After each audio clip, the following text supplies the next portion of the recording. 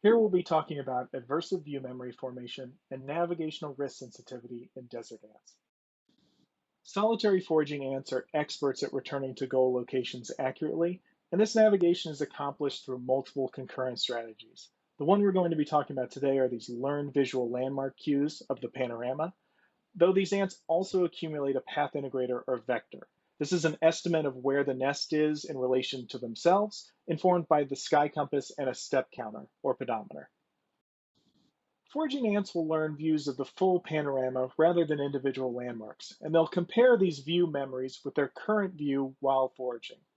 Now, current models rely on estimating what is the correct view or orientation of the ant, and attractive views result in forward movement.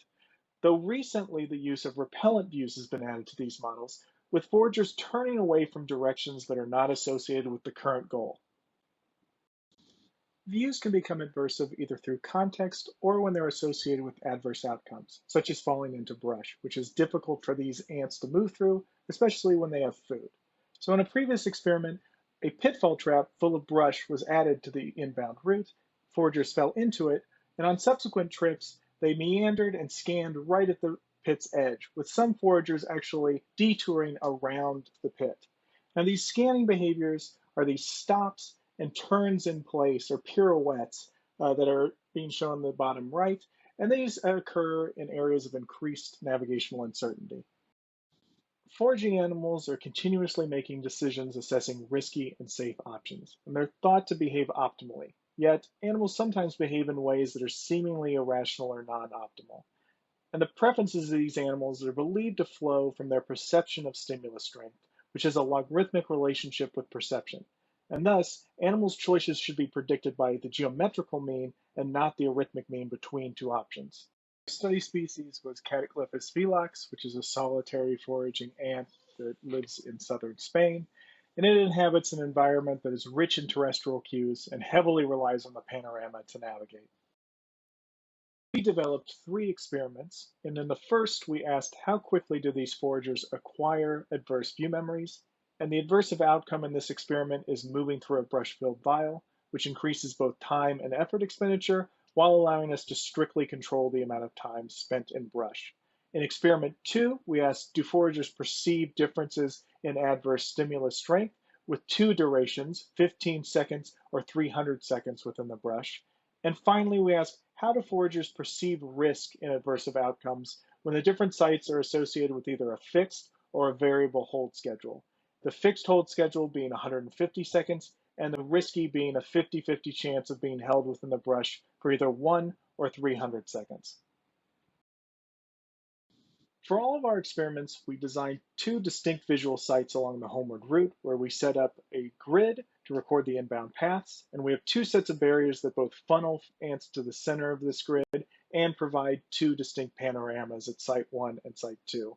Now in experiment 1, we only use site 2, but for experiment 2 and 3, we'll use both sites. During training, foragers were collected as they exited the grid in a 25-centimeter area and placed within the brush-filled vial. They were held for a set period and then released back to the center of that collection area. So we recorded forager paths as well as the hesitations leading up to collection. And those were both stops, which is the ceasing of forward movement without a scan, and also scans where they pirouette in place. During experiment 1, we had 10 training trips where foragers were collected and held for 300 seconds, and then 5 test trips where there was no collection and foragers were allowed to travel through the site. Now, during training, foragers rapidly acquire this negative association. By trip 4, they are hesitating above baseline, you can see in the top graph, and these hesitations increase throughout training and during the first test. There's a large decrease in hesitations, but it remains above baseline during test 2 and test 3, and then returns to baseline at test 4. And what you find is that both scans and stops in the bottom section of the graph increase together both and then decrease during testing. So here are some heat maps and sample forager paths that show you both the increase in hesitation and meander during training and that it persists during test 2 and test 3. During experiment 2, there were 10 training trips where foragers were collected at site 1 for 300 seconds and site 2 for 15 seconds, and a second group mirrored these sites. And then there was one test where there was no collection. And these foragers were tested with zero vector, which decouples the learning of the views and their vector state. And we find that foragers did perceive these differences in outcome severity. They more quickly learn the severe 300-second outcome, and they show higher hesitation responses. By trip 10, there are almost 3 times as many hesitations at the 300-second site versus the 15-second site. And in our final risk perception experiment, we took inbound foragers, and at one site, they were held for 150 seconds, while at the second site, they had a 50-50 chance of being held for 1 second or 300 seconds. And after those 20 training trips, we had one zero vector test, and that again decouples the learning of the views in the vector state. And what we find is that acquisition rates are about the same. At around trips 6 or 7, we see the first hesitation above baseline. However, at the fixed hold site, starting on trip 7 and persisting through the rest of training and testing, they hesitate significantly more than at the risky site. So despite having similar acquisition rates, foragers exhibited twice the number of hesitations at the fixed site compared to the risky site, despite the similar mean hold time of 150 seconds. We compared the number of hesitations at trip 10 during experiment 2 and 3, because forager training up to this point was largely consistent. Hesitations at the risky site were very similar to what we saw in experiment 2 at the 15-second site, despite a large difference in mean hold time. Conversely, the fixed condition of 150 seconds represented a midpoint between the 15-second and 300-second conditions. Now, these findings are predicted by the forager's perception of the adverse outcome. So multiple studies of preference with variance and reward showed that the observed risk aversion is tied to an animal's perception of rewards balanced by mean. This risk reversion disappears when rewards are geometrically balanced. So this relationship should also fit with the variability of negative outcomes.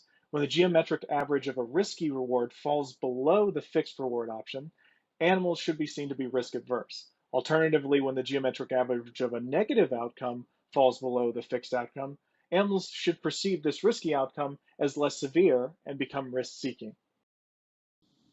The two outcomes in experiment 3 were only balanced by mean value, yet the geometrical values would be very different, 17 for risky and 150 for fixed.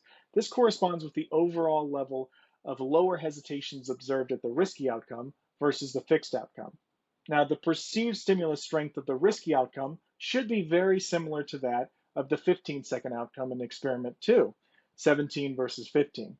And we observe hesitation levels at trip 10 between the 15-second outcome and the risky outcome that are very similar and not significantly different. And this suggests that stimulus perception aligns with the lower hesitations at the risky site.